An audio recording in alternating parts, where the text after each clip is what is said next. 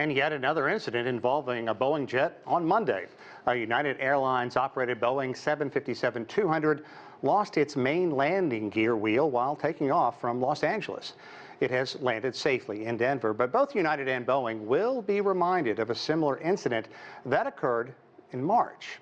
Now with us to discuss all the latest twists with Boeing's legal saga, airline captain and pilot instructor Mark Hackett. Mark, welcome back to the program. We appreciate it. Thank you very much for having me, Sean. Appreciate being here. Yeah, let's first unpack all this information that we know of in the plea deal, the conditions, and of course, as we mentioned, a judge has to approve all this. And it's hard to say any other way. Boeing brought this on itself 100%. 100%. I mean, I've never seen or heard of a company like Boeing fall so far from grace. This plea deal is the second plea deal that they've had to accept through the DOJ. And the first one, of course, they violated that plea deal. And now the DOJ is implementing basically the same type of plea agreement. And quite frankly, I'm not sure if it's going far enough to improve the safety of Boeing. Yeah, and let's skip to the reaction from the families, because clearly they don't think it goes far enough. We heard their very emotional pleas, and also there have been so many documentaries and stories done on Boeing, and it was really shocking to me to learn how long it took Boeing to apologize to these families. So you really understand where their frustration comes from. What about the families? This doesn't placate them really in any way. In no way. The families are experiencing so much grief, not only in the loss of their loved ones, but in the fact that our justice system is not taking this seriously. This is what this plea deal means. They're not taking this seriously. They're allowing Boeing to pick their own third-party regulators. They're paying a fraction of what they should be paying, This is a scapegoat tactic. Quite honestly, I'm very disappointed in the DOJ. Let's talk a bit more about that. How different? You said it's very similar. How different is this deal compared to what Boeing did have with the DOJ? And you also talked about it early on. This continues just to sully the reputation of really what was the gold standard, and it's probably never going to reclaim that. Sean, it's going to be very tough for them to reclaim it, especially with accepting a deal like this. Now, keep in mind, this is a felony criminal charge that Boeing is pleading to. They're pleading guilty to a felony criminal charge.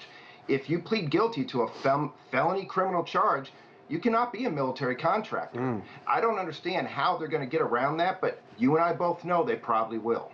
Yeah, that's a good one to follow up on. Make a note of that.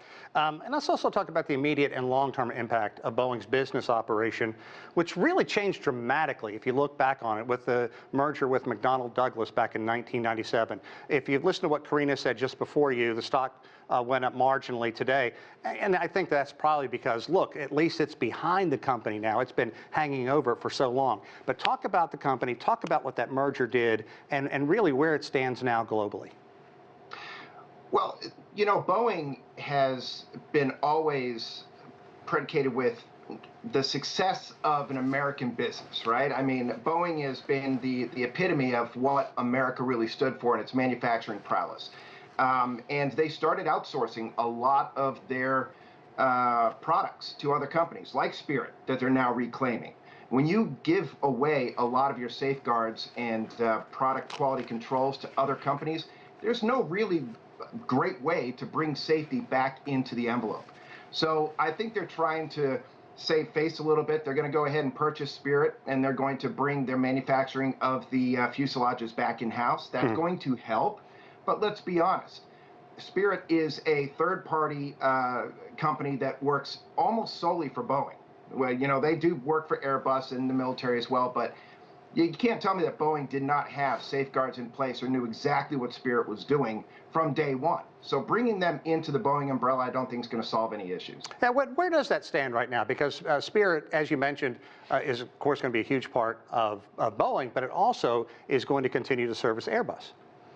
It is. 20% is still, and I think, if I'm not mistaken, Airbus is doing some of that purchase as well, right? Right. So they don't want to have their competitor manufacturing fuselages for Airbus.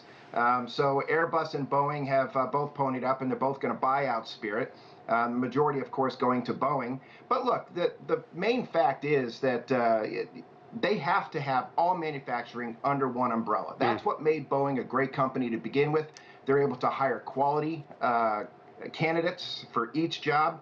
They're able to make sure that they have safeguards in place to view their safety as being the #1 part of Boeing, and that's what it has been. So I'm very shocked right now that we're even talking about the fact that the DOJ is allowing them to go through or negate a criminal prosecution, mainly because they probably work for the DOJ to an extent where they can't lose them.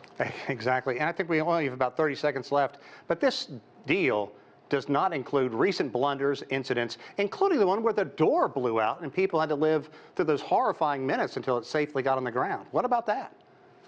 And even though it was a Boeing aircraft, that actual incident, I think they're starting to trace back to Spirit itself. So I think we're going to see that the DOJ is not encompassing everything that Boeing has done up to today. They have some answering to do. They've been in front of Congress. Dave Calhoun is took his lumps. Yeah.